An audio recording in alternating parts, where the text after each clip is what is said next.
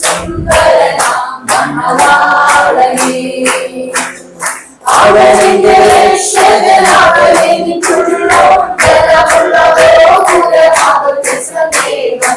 അവനെന്റെ രക്ഷകൻ, അവനെനിക്കുള്ളോൻ, ബലമുള്ള ഗോപുരമാവട്ടെ സദേവൻ. അവന്റെ ചാരയോടിയവർക്ക് ആശ്വാസാനുദിനവും.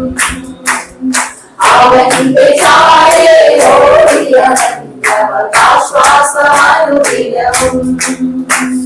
സ്തുതിഗീതം പാടി പുകഴ്ത്തിടുന്നേ വധുവേദനെ. സ്തുതിച്ചു വാഴ്ത്തും സുന്ദരനാം മണവാളനെ. സ്തുതിച്ചു വാഴ്ത്തും സുന്ദരനാം മണവാളനെ. അവിടുന്നകറ്റിയ കഷ്ടത്തിയെ നീക്കി ആനന്ദ സന്തോഷമനകമിട്ട് നൽകി. അവിടുന്നകറ്റിയ കഷ്ടത്തിയെ നീക്കി ആനന്ദ സന്തോഷമനകമിട്ട് നൽകി. ആദ്യ അഭിഷേകത്തോടെ നടത്തിടുന്നു.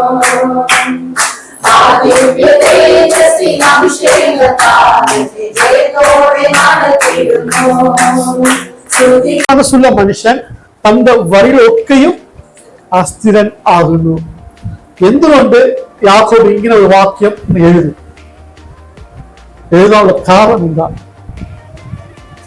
നമ്മൾ പലപ്പോഴും നമ്മൾ ചിന്തിക്കുന്നത് എനിക്ക് ഒറ്റ മനസ്സേ ഉള്ളൂ എന്നാണ് നമ്മൾ ചിന്തിക്കുന്നത്. പക്ഷെ നമ്മുടെ പ്രവൃത്തികൾ നമ്മൾ എന്താണ് ഈ രണ്ട് മനസ്സായി മാറുന്നത്. അപ്പോൾ ഞാൻ പറഞ്ഞത്, നമ്മൾ ഒരു മനസ്സോടെ എടുത്ത പല തീരുമാനങ്ങൾ ചിലപ്പോൾ നമ്മൾ സമയം അടുത്താകുമ്പോൾ നമുക്ക് എന്താവും, നമ്മൾ അതിനെക്കുറിച്ചുള്ള ഭാരം പ്രയാസം നമ്മുടെ ജീവിതത്തിൽ വരും. നാം അവിടെ ആടരുത്.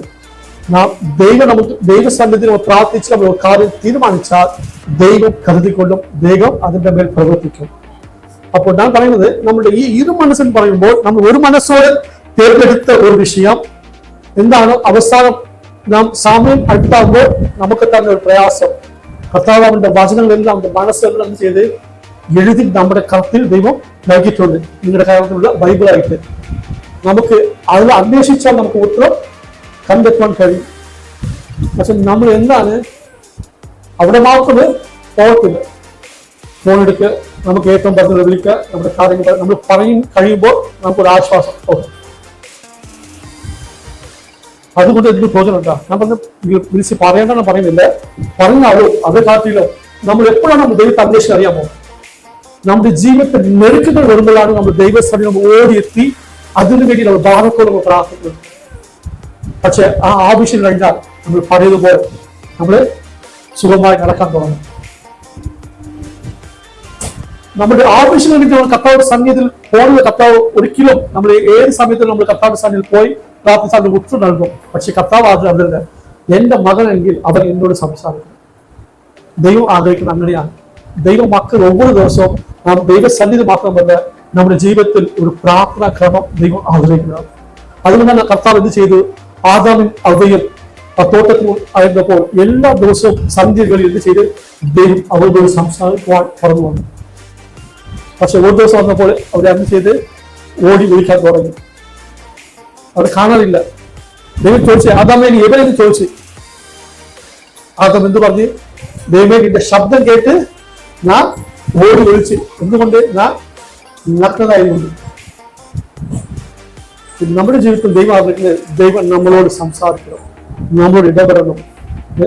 ദൈവം ആഗ്രഹിക്കുന്നത് ദൈവത്തിന്റെ മക്കൾ ഉറച്ച തീരുമാനത്തിലോ ഒറ്റ മനസ്സോടെടുത്ത തീരുമാനത്തിൽ ഉറച്ചു നിൽക്കണമെന്നാണ് ദൈവം ആഗ്രഹിക്കുന്നത്.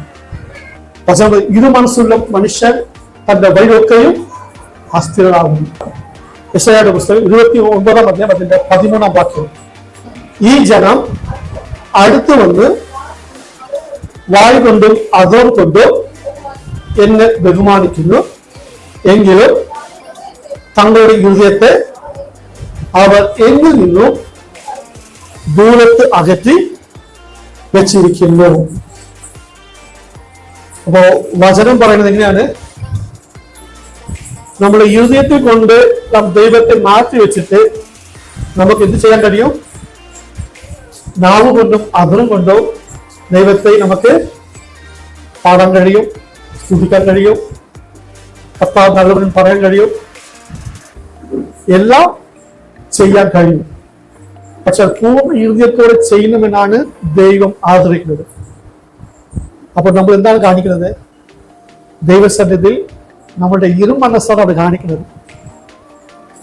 കർത്താവ് പറഞ്ഞത്, നീ നിന്റെ ദൈവമായ യഹോവയെ പൂർണ്ണ ഹൃദയത്തോടും പൂർണ്ണ ശക്തിയോടും പൂർണ്ണ മനസ്സോടും, അങ്ങനെയല്ല വചനം പറഞ്ഞത്. പൂർണ്ണ മനസ്സോടും പൂർണ്ണ ആത്മാവോടും പൂർണ്ണ ശക്തിയോടും നാം ദൈവത്തെ ആരാധിക്കണം, ദൈവത്തെ സേവിക്കണം, ദൈവത്തെ നമസ്കരിക്കണം. പക്ഷെ നമ്മൾ ചെയ്യുന്നത് എന്താണ്? എവിടെ നിന്ന് ദൈവത്തെ മാറ്റി ദൈവത്തിലേക്ക് മാറ്റി വെച്ചിട്ട് നമ്മൾ എന്ത് ചെയ്യുന്നത്? നമ്മുടെ നാവ് കൊണ്ടും അധരം കൊണ്ടും നമുക്ക് കർത്താവിനെ പാടാൻ കഴിയും, പ്രാർത്ഥിക്കാൻ കഴിയും, സ്തുതിക്കാൻ കഴിയും, ഇതെല്ലാം ചെയ്യാൻ കഴിയും. അതുകൊണ്ട് എന്തെങ്കിലും പ്രയോജനമുണ്ടോ? നമ്മൾ പലപ്പോഴും വചനം കേൾക്കാൻ ഇവിടെ ഉണ്ട്, ഇതെല്ലാം ഇവിടെ ഉണ്ട്. പക്ഷെ നിങ്ങളുടെ മൈൻഡ് എവിടെയാണ്? നമ്മൾ വചനം കേൾക്കാൻ നമ്മൾ ഇവിടെ ഇരിക്കുമ്പോൾ നമ്മൾ പലപ്പോഴും നമ്മൾ ഇവിടെ ഇരുന്നാൽ നമ്മുടെ ശരീരം ഇവിടെ ഉണ്ടാലും നമ്മുടെ മനസ്സ് ഒന്ന് ആക്ടിങ്ങിൽ കാണും, ഇല്ലെങ്കിൽ ട്രിവാൻഡ്രത്ത് കാണും, ഇല്ലെങ്കിൽ കിച്ചണിൽ കാണും. പലപ്പോഴും നമ്മൾ എന്താണ് നമ്മൾ കേൾക്കുന്നുണ്ട്. നീ വിചാരിക്കും, പക്ഷേ ആൾക്കാർ അറിയത്തില്ല, നന്നായിട്ട് അറിയാം. പലരുടെ ഇടുപ്പ് നമ്മൾ കാണുമ്പോൾ നമുക്കറിയാൻ കഴിയും. പലപ്പോഴും വചനം നമ്മൾ അങ്ങോട്ട് പറഞ്ഞാലും അത് തിരിച്ചു വരുമ്പോൾ നമുക്ക് അറിയാൻ കഴിയും. ഞാൻ പറയുന്നത്, കർത്താവ് ആഗ്രഹിക്കുന്നത് ദൈവത്തിന്റെ മക്കൾ എങ്ങനെ ആയിരിക്കണം. ദൈവത്തിന്റെ മക്കൾ ഒരു മനസ്സോടെ ദൈവസന്നിധിയിൽ പ്രാർത്ഥിക്കണം, ദൈവസന്നിധിയിൽ പൂർണ്ണ മനസ്സോടെ കർത്താവിനെ ആരാധിക്കണമെന്നാണ് ദൈവം ആഗ്രഹിക്കുന്നത്. നമ്മൾ അങ്ങനെ ദൈവസന്നിധി വന്നിട്ട് നമ്മൾ അങ്ങനെ കാണിക്കുന്നത് കൊണ്ട് നമ്മുടെ ജീവിതത്തിൽ നമ്മൾ കാണിക്കുന്നത് ദൈവത്തെ പറ്റിക്കുന്നതാണ്, കാപട്യമാണ്. കുറച്ചുകൂടെ നിങ്ങൾക്ക് ഉദാഹരണം, ഓക്കെ, നിങ്ങൾക്ക് മനസ്സിലാക്കാൻ വേണ്ടി ജസ്റ്റ് കാണിക്കുന്നുണ്ട്. ഓക്കെ, ഇത് മനുവാണ്. ഓക്കെ, പണ്ട് ഞാൻ എൻ്റെ ജീവിതത്തിൽ ചെയ്ത കാര്യം, ജോലി സ്ഥലത്ത് പണ്ട് ദൈവത്തെ അറിയാത്ത സമയത്ത് എൻ്റെ കൂടെ ജോലി ചെയ്ത വ്യക്തിയാണ്. അവനെ കാണുമ്പോൾ ഞാൻ പറയും, ഓ നിന്നെപ്പോലെ ഒരു കൂട്ടുകാരൻ ഇല്ലടാ, നീ ബെസ്റ്റടാ. പക്ഷെ അവൻ അല്പം അവൻ മാറിപ്പോയാൽ വേറെ ഒരു വ്യക്തി വരുമ്പോൾ ഞാൻ പറയുക, അവൻ ഒന്നും കൊള്ളൂല. അവനെ കുറിച്ച് പറഞ്ഞാൽ അവൻ കൊള്ളൂല, അവൻ വേസ്റ്റാണ്, ഒന്നിക്കും കൊള്ളത്തില്ല. അങ്ങനെ പറയുമെങ്കിൽ ഞാൻ എന്താണ് കാണിക്കുന്നത്? ഞാൻ എന്താണ് കാണിക്കുന്നത്? കാപട്യം, ഇരുമനസ്. പക്ഷെ അവൻ എന്റെ അടുത്തുള്ള സമയത്ത് അവനെ കുറിച്ച് എന്താണ് പറഞ്ഞത്? അവനെ കുറിച്ച് പുകഴ്ത്തി പറഞ്ഞു. പക്ഷെ അവൻ അല്പം മാറിയപ്പോൾ അവനെ കുറിച്ച് പറഞ്ഞെന്താണ്? കൊള്ളാത്തത്, ഒരു പ്രയോജനം ഇല്ലാത്തതെന്ന് ഞാൻ മറ്റൊരു വ്യക്തി പറയുന്നെങ്കിൽ, അപ്പോൾ ഞാൻ എന്താണ് അവന്റെ മുൻപ് ഞാൻ ഒരു അഭിനയിക്കുന്നുണ്ട്, ഒരു കാപട്യം കാണിക്കുന്നുണ്ട്.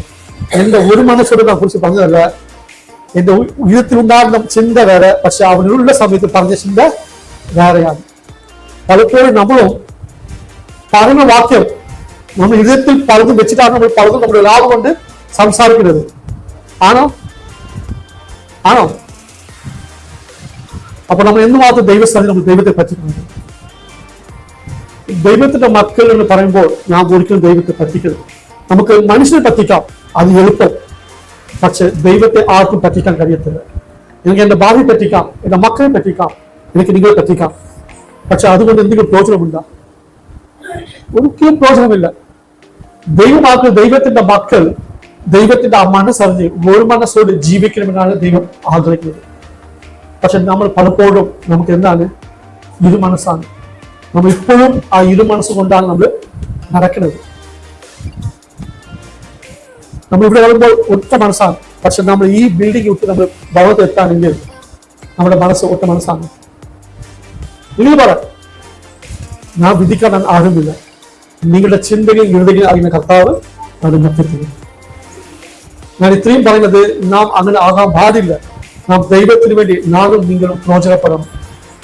ദൈവം ആഗ്രഹിക്കുന്ന ദൈവത്തിന്റെ മക്കൾ ദൈവം എല്ലായ്പ്പോഴും കടന്നു വന്ന് അവനോട് മുഖമുഖമായി സംസാരിക്കണമെന്ന് ദൈവം ആഗ്രഹിക്കുന്നത്.